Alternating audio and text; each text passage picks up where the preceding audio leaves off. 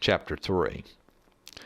Now these are the nations which the Lord left to prove Israel by them, even as many of Israel as had not known all the wars of Canaan, only that the generations of the children of Israel might know, to teach them war, at the least such as before knew nothing thereof.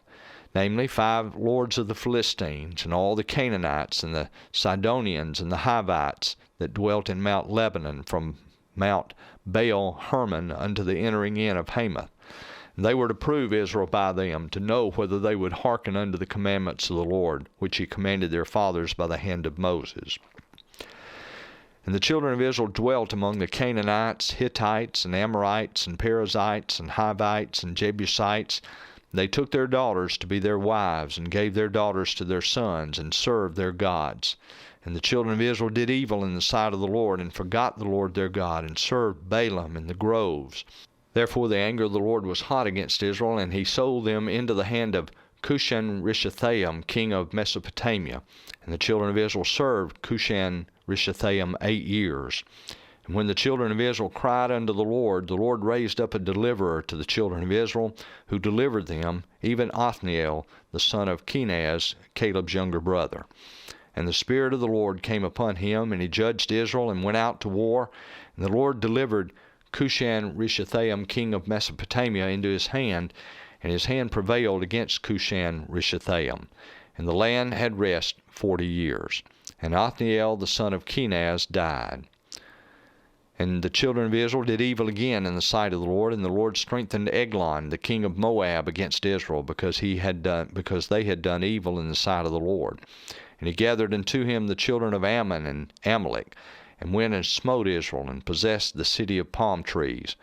So the children of Israel served Eglon, the king of Moab, 18 years. But when the children of Israel cried unto the Lord raised them up a deliverer, Ehud the son of Gera, a Benjamite, a man left-handed.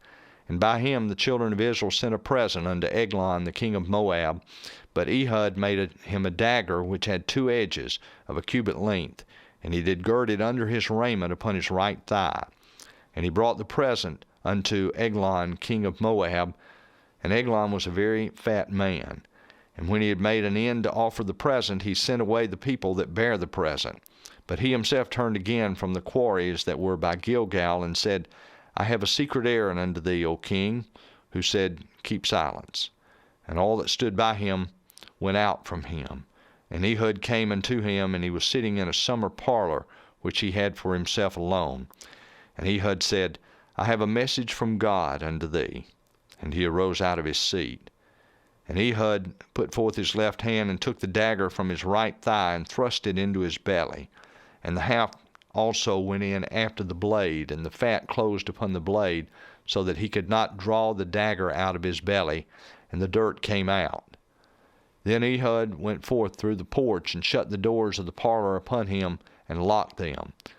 When he was gone out, his servants came, and when they saw that, behold, the doors of the parlor were locked, they said, Surely he covereth his feet in his summer chamber.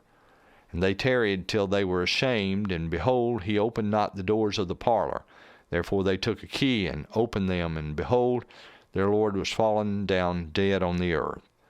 And Ehud escaped while they tarried, and passed beyond the quarries, and escaped unto Serath. And it came to pass, when he was come, that he blew a trumpet in the mountain of Ephraim, and the children of Israel went down with him from the mount, and he followed them. And it came to pass, when he was come, that he blew a trumpet in the mountain of Ephraim, and the children of Israel went down with him from the mount, and he before them. And he said unto them, Follow after me, for the Lord hath delivered your enemies in the Moabites into your hand. And they went down after him, and took the fords of Jordan toward Moab, and suffered not a man to pass over. And they slew of Moab at that time about 10,000 men, all lusty and all men of valor, and there escaped not a man. So Moab was subdued that day under the hand of Israel, and the land had rest 80 years. And after him was Shamgar the son of Anath, which slew of the Philistines 600 men with an ox goad, and he also delivered Israel. The end of chapter 3.